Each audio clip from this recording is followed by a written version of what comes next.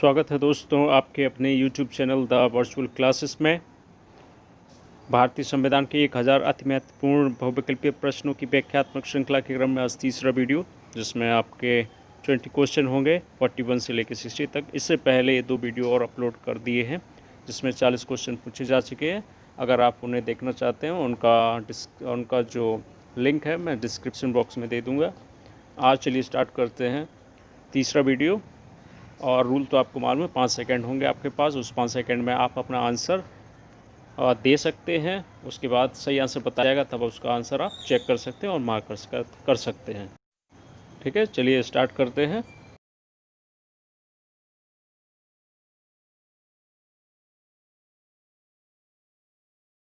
Question number 41, किस अधिनियम के द्वारा भारत में सांप्रदायिक चुनाव प्रणाली प्रारंभ की गई थी? ऑप्शन है ए भारत शासन अधिनियम 1893, बी भारत परिषद अधिनियम 1909, सी भारत शासन अधिनियम 1919 या डी भारत शासन अधिनियम 1935।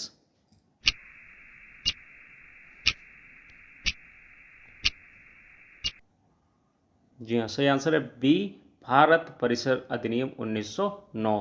इस अधिनियम के तहत भारत में सबसे पहले संप्रदाय चुनाव प्रणाली प्रारंभ की गई थी।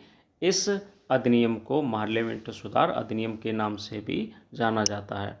ठीक है, नेक्स्ट क्वेश्चन 42, किस अधिनियम के तहत दलित जातियों, महिलाओं, मजदूर वर्ग के लिए अलग से निर्वाचन की व्यवस्था कर सांप्रदायिक प्रतिनिधित्व की व्यवस्था का विस्तार कर दिया था? विशेष ध्यान देना, यहाँ पे दलित जातियों, महिलाओं और मजदूर वर्ग के लिए अलग से निर्वाचन की व्यवस्था की बात की जा रही है। ठीक है, ए भारत शासन अधिनियम 1893, बी भारत परिषद अधिनियम 1909, सी भारत शासन अधिनियम 1919 या डी भारत शासन अधिनियम 1935।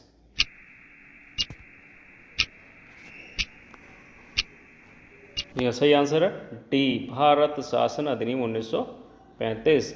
जी हाँ, भारत शासन अधिनियम 1935 के तहत जो आरक्षण की व्यवस्था थी, प्रतिनिधित्व की व्यवस्था थी, वो दलित जातियों, महिलाओं और मजदूर वर्ग के लिए भी विस्तारित कर दी गई थी। ठीक है, नेक्स्ट क्वेश्चन 43, किस भारत परिषद अधिनियम के तहत सांप्रदायिक आधार पर सिखों, भारतीय, ईसाइयों, आंग्ल भारतीय और यूरोपीय के लिए पृथक निर्वाचन की व्यवस्था विस्तार की थी? ठीक है, ए भारत शासन अधिनियम 1893, बी भारत परिषद अधिनियम 1909, भारत शासन अधिनियम 1919 या डी भारत शासन अधिनियम 1935। इसमें सी ऑप्शन है, इसको हम डी करते हैं। ठीक है,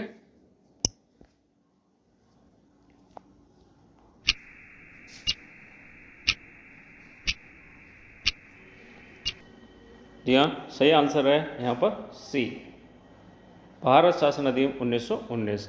जी हाँ, 1909 के तहत जो पृथक निर्वाचन व्यवस्था थी वो मुस्लिमों के लिए थी धर्म के आधार पर, और 1919 के अधिनियम में ये व्यवस्था विस्तार करके सिखों, ईसाइयों और आंग्ल भारतीयों, यूरोपियों के लिए भी विस्तारित कर दी थी। और याद रखिए, दलितों के लिए ये जो व्यवस्था थी वो 1935 में की गई थी।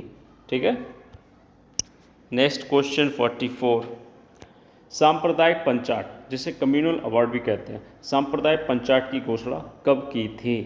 ए 1919, बी 1932, सी 1935 या डी 1909।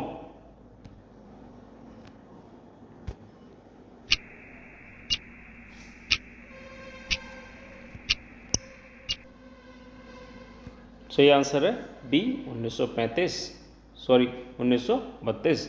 1932 में सांप्रदायिक पंचाट, जिसे कम्युनल अवार्ड भी कहा जाता है, की घोषणा की गई थी। ठीक है, नेक्स्ट क्वेश्चन 45, सांप्रदायिक पंचाट की घोषणा निम्न में से किसने की थी? A Ramsay MacDonald, B Lord Wellington, C Lord Wavell, D Lord Mountbatten.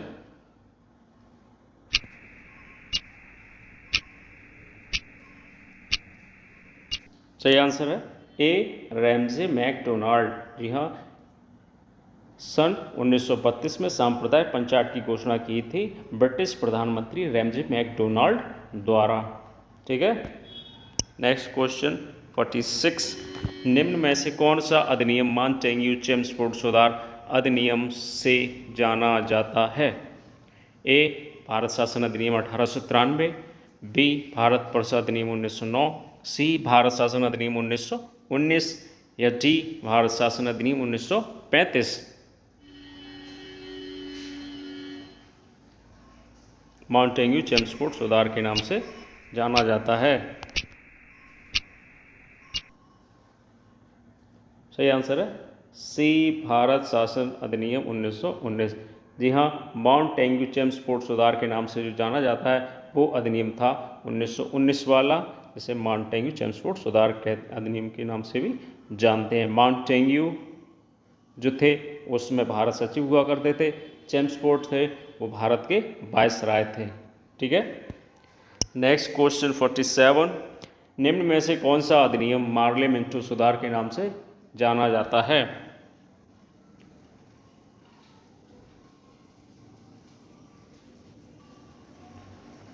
ए भारत शासन अधिनियम 1893, बी भारत परिषद अधिनियम 1909, सी भारत शासन अधिनियम 1919, डी भारत शासन अधिनियम 1935।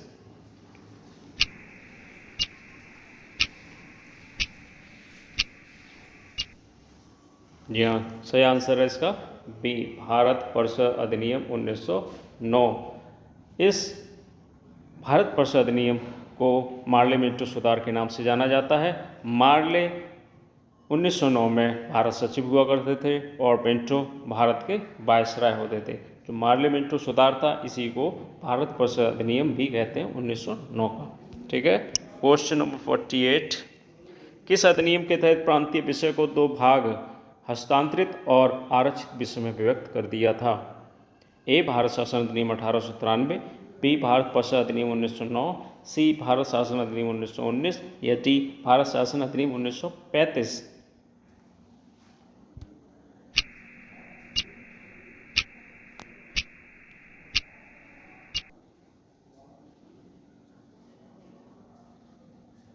सही आंसर है सी भारत शासन अधिनियम 1919।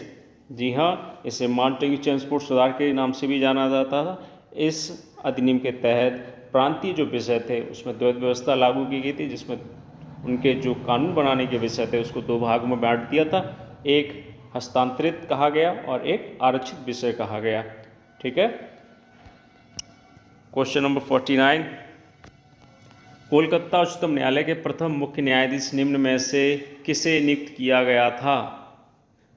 आपको याद रहे 1773 रेगुलेटरी एक्ट के तहत कोलकाता में उच्चतम न्यायालय की स्थापना की गई थी।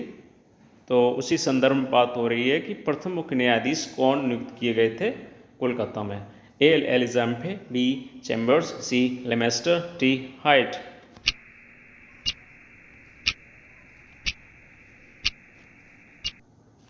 सही आंसर है ए एलिजा एम्फे।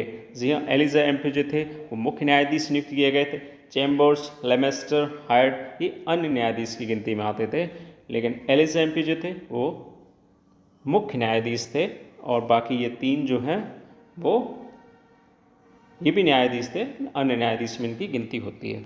ठीक है, नेक्स्ट क्वेश्चन 50, भारत में न्याय व्यवस्था का जनक किसे कहा जाता है?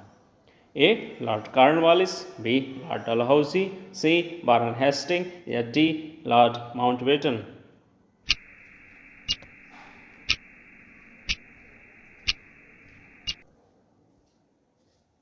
जी हाँ, सही आंसर है इसका सी वारन हेस्टिंग जो थे भारत में न्याय व्यवस्था के जनक कहे जाते हैं। ठीक है, इनके शासनकाल में ही सुप्रीम कोर्ट जिसे उच्चतम न्यायालय कहते हैं कलकत्ता वाला वो स्थापना हुई थी।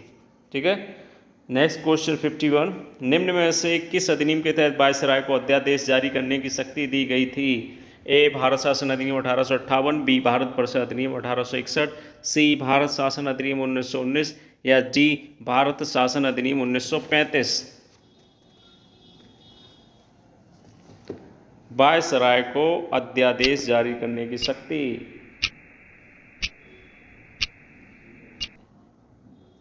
सही आंसर है बी 1861। भारत शासन अधिनियम परिषद अधिनियम 1861 के तहत जो थी वायसराय को अध्यादेश जारी करने की शक्ति दी गई थी, जो 6 माह तक एप्लीकेबल थी।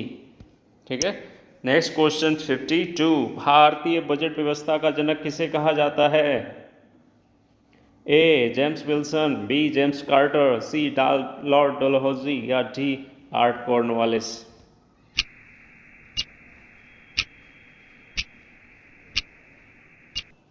यहाँ सही आंसर है ए जेम्स विल्सन। भारतीय बजट व्यवस्था जो सबसे पहला बजट पेश किया था वो जेम्स विल्सन द्वारा प्रस्तुत किया गया था। 1860 में इसकी व्यवस्था प्रारंभ की गई थी और इसे जेम्स विल्सन को भारतीय बजट व्यवस्था का जनक कहा जाता है। नेक्स्ट क्वेश्चन 53, भारत का सबसे पहला बजट पेश कब किया गया था?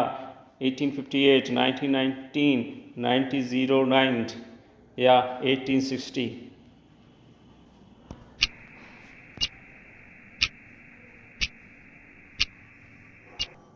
सही आंसर है डी 1860। 1860 में भारत का पहला बजट पेश किया गया था जेम्स विल्सन द्वारा। नेक्स्ट क्वेश्चन 54, भारत के अंतिम वायसराय कौन थे? A Lord Mountbatten, Lord Wavell, C Rajagopalachari या लॉर्ड वेलिंगटन?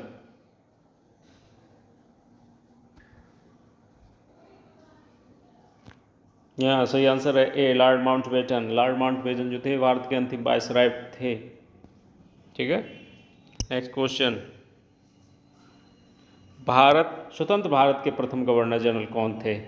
मतलब भारत जब आज़ाद हो गया 1947 के बाद, उसके बाद गवर्नर जनरल पद जो है पुनः प्रारंभ हो गया था जब तक भारत गणतंत्र नहीं हुआ था।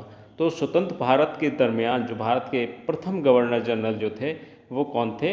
Lord Mountbatten, B Lord Wavell, C Rajagopalachari या डी लॉर्ड वेलिंगटन?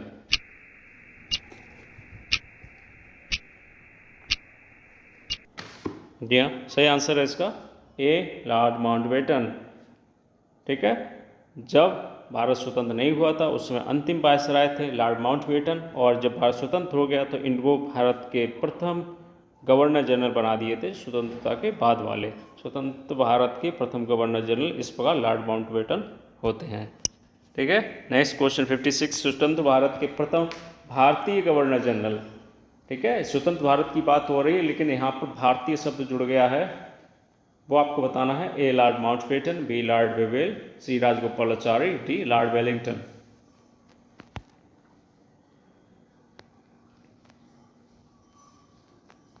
यहाँ सही आंसर है सी राजगोपालाचारी। स्वतंत्र भारत के जो भारतीय गवर्नर जनरल बनाए गए थे वो थे सी राजगोपालाचारी। नेक्स्ट क्वेश्चन 57, स्वतंत्र भारत के अंतिम गवर्नर जनरल कौन थे? A Lord Mountbatten, B Lord Wavell, C Rajagopalachari या डी लॉर्ड वेलिंगटन?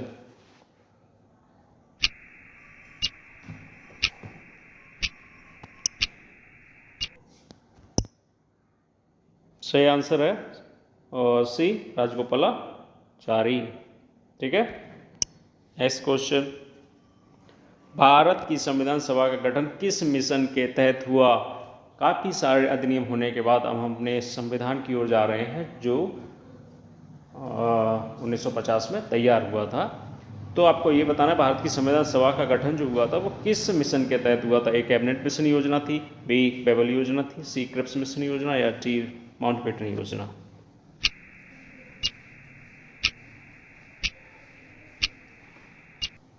क्या सही आंसर है ए कैबिनेट मिशन योजना।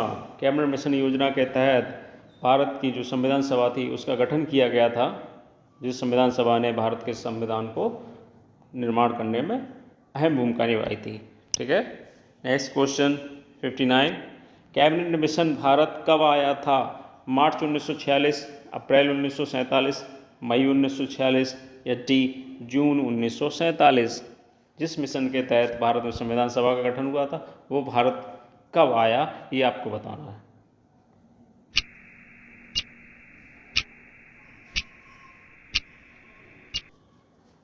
जी हाँ, सही आंसर है इसका ए मार्च 1946। Next last question, cabinet mission योजना कब प्रकाशित हुई थी? 16 मई 1946, 16 जून 1946, 16 जुलाई 1946 या 16 अगस्त 1946?